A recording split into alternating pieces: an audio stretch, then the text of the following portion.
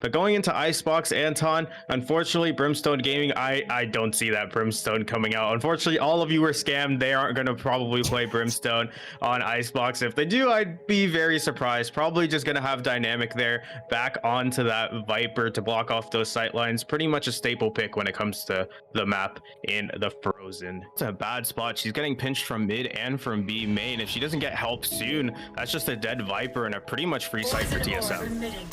Oh, she's gonna look the wrong way as well. Oh, 4 versus 5 retake, pistols in hand. They're going to have to go fast. The problem is so much utility was not spent on the take because they pretty much just walked themselves in, going to force GX3 to go through heaven, which also isn't the move because they don't have the gunfire in order to take those long range angles. Full evacuation, running over towards that B site. Crazy Roy not going to get the timing to catch any of the members out.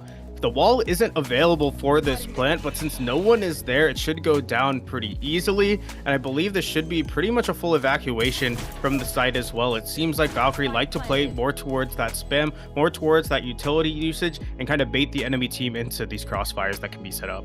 They just push all the way into A. They realize that the Viper's wall, it's very standard. They use it every single time that A push is coming. They use that vision denial in order to get space, and then the push through the wall is just beautiful from Crits with Amit to back up as well. Absolutely amazing and a thrifty. Notice just going a little bit too slowly, not able to push past that one way, means that they're still stuck behind it. Now the rotates came back. There's 2 people here strong in order to defend against this, and the Sage wall, if it doesn't go through, look at all that utility. That's damaging utility that can completely kill someone.